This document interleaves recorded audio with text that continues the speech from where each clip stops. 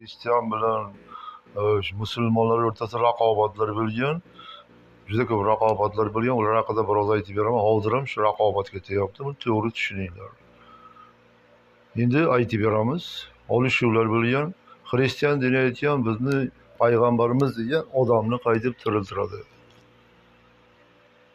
Tiriltirgan degan. Sani payg'ambaring nima berdi degan. Arab yerida xristian dini da'vogarlik qilganda haligi musulmon daho donishmand Allohga zorlanib, unda biz ham degan duo o'qiymiz. San nuriy Xudoni ko'rasan, xohlaysanmi? Nuriy Xudo inson shaklida uning nurini ko'rishni xohlaysanmi degan. Ha, qo'lingdan keladimi degan. Ha, keladi shu degan. Allohga iltijo qilib, xristian diniga shunday nuriy Xudoni ko'rsatib qo'ygan. Tushganlar pastga. Nur. Haligi xristian iltijo qilib iymon keltirib, la ilaha illalloh Muhammad Rasululloh, nuriy Xudo Muhammad ekan degan. Endi bu ham o'tgandan keyin, asrlar ichida o'tgandan keyin Alloh taolo bilib, voy Muhammad, bular da'vogarlik qiladi, xristian dini da'vogarlik qiladi, Iso haqida so'rashadi. Men sendan naslingdan, sendan chiqadigan shunday chiqarib qo'yamanki, ular so'raydi. Ular o'sha zamonlarda da'vogarlik qilib, mana bizni payg'ambarimiz Iso o'ligini tiriltirdi. Sening payg'ambaring nima sanlarga qo'yib ketdi deganda, ular aytaveradi, odamlarning hammasi qaytib tiriladi deb aytganda, haligilar chiqib, isboting bormi deydi. Bor deydi, isbotim deydi. Xohlagan qabrni ko'rsatdi deb Abul Xoliq Jiloniy bo'ladi. Uni chiqarib qo'yganda onani duosini olib to'g'ri so'zlagan. Haqiqat, biror marta umrida yolg'on gapirmagan. Haqiqatni gapirib, Muhammad Rasululloh izlaridan borib, buni isbotlagan. Va bu xristian o'sha cherkovning kattasi qani ko'rsat deydi. Qabristonni ko'rsat, mana shuni tiriltir deydi. Shunda duosini o'qiydi Abul Xoliq Jiloniy. O'qiganda haligi Allohning izni bilan qaytib o'rningdan tur deydi. Tuproqlardan ajralib chirib ketgan tana qaytib turadi, tuproqdan chiqadi. Haligi xristian opi hayratda qolib, dag'arlab, qo'rqib, yig'lab yoradi. La ilaha illalloh Muhammad Rasululloh. Haqiqiy payg'ambar Muhammad ekan. O'ligini qaytib turadi. Demak, sen qaytib tirilishingga ishonasanmi? Ishondim deydi. U ko'zi bilan ko'rdi. Bizni zamonamizga internetga qo'yib o'tirgan narsa qaytib tirilish haqida gapiryapti. Bu ham Allohdan. Qaytib tirilasan, qabr azoblari haqida gapiradi. Xuddi mana shu holatda raqobatlar bo'lgan. Buxoroni o'zidan minglab insonlar mana shu chiqqan, Bovodin chiqqan. O'ligini o'ldirib qaytib tiriltirgan. Ularga savol berganlar, ha qo'y yashasin. Yo'q, bizlar Isoni hurmat qilib, faqat Isoga berilgan. Iso Dajjolni o'ldiradi. Bizlar bunga Isoga peshqizlik qilmaymiz, chunki Alloh taolo buyrug'ini bajaramiz. Agar Isoni odamlar o'ldirmagan bo'lsa edi, bizlar bu ishni qilib bilardik. Isoni o'ldirishdi. Shuning uchun bizlarning haqqimiz yo'q, qaytib qiyomatga tirilishga ishon degan soha bo'yicha Bovodin Naqshbandi ham o'qib, o'ligini o'lgan, o'sha o'ldirib qaytib tiriltirganlar. O'lgan shu inson olib kelganlar janozaga, o'ldi deb olib kelganlar, o'lmagan insonni olib kelib, Bovodin janoza o'qiganda, sen tirik insonga o'qiyapsan deb, unga da'vogarlik qilganda, ko'ringlar qani shu tirikmi degan. Kelib ko'rganda o'lib qolgan. Ag'ir sizlar o'lgan deb olib keldingizlar. Oyoqlarini tagiga yiqilib, yig'lagan, voqea Alloh bularni kechirsin ota-onalarini deganlar, qaytib duo o'qib, uni tiriltirganlar. U tirik insonni olib kelganda bitta Bovodin qilib bilgan. Xuddi mana shu holatda ko'rish mumkinki, raqobatlar ketyapti. Raqobat kerak emas. Allohga ishoning, bitta kalima yer sayyorasiga butun odam nasli uchun la ilaha illalloh.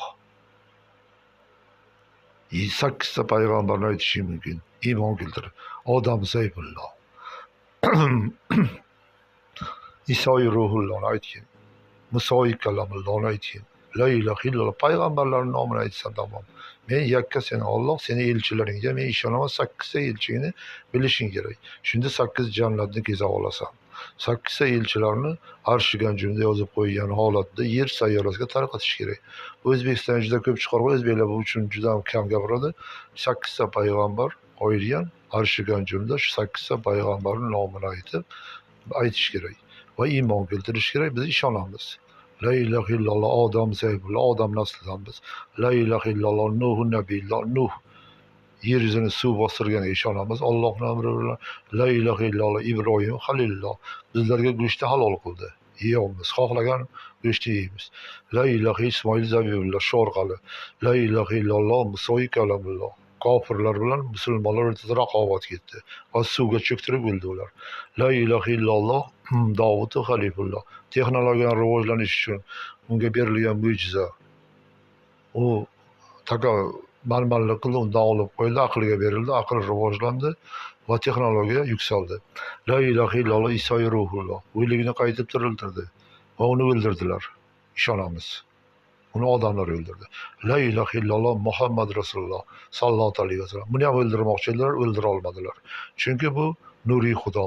Qancha uni o'ldirishga harakat qildilar, uni o'ldiramiz deb harakat qildi, odam nasli lekin o'ldira olmadi. Va musulmon dini yuksaldi. Bitta yer sayrasida butunki 7 milliard insonga bitta payg'ambar keldi. Oxirat payg'ambari. Bu Muhammad sallallohu alayhi vasallam. La ilaha illalloh degan tillarga Alloh rahmatini beradi. La ilaha illallohni ko'p aytgan insonlar qiyomatda yuzi yorug' bo'lib sirotdan o'tib ketadi. Bir salovat et. La ilaha illalloh Muhammad sallallohu alayhi vasallam deb aytgan insonlar, million tahlil qilgan insonlar ketadi. Iso hatto yig'lagan ekanki, koshki Muhammad ummati bo'lsam edi, Allohim Muhammad ummati bo'lsam degan ekan. Alloh aytgan ekan, Iso men seni saqlab qolaman, yig'lama. Muhammad ummati bo'lasan, yerga tushib la ilaha illalloh Muhammad Rasulullohni butun yer sayrasiga da'vat qilasan. Bitta tamom oxirgi payg'ambar Muhammad degan. Iso shunda o'tirib kutib, shu vaqtni kutib Dajjolni o'ldirishi va yomon illatlar, raqobatlar, urush janglarini yo'qoladi. Dajjolni o'ldirsa, urush janglari bo'lmaydi odamlar o'rtasida. Shayton yengiladi, hozir Dajjolning fitnasiga tushib raqobatlar ketyapti. Raqobat kerak emas, faqat raqobat bitta. Qul huvallohu ahad, Allohu samad, lam yalid va lam yulad va lam yakul lahu kufuwan ahad. Shuni aytgan insonlar qancha aytsa ko'p, 1000 marta aytsang, jannat seniki. O'zingga jannat yaratibsan va qul huvallohu ahad, Allohu samad, lam yalid va lam yulad va lam yakul lahu kufuwan ahad desang, senga o'sha nurli qasr uy quryapsan.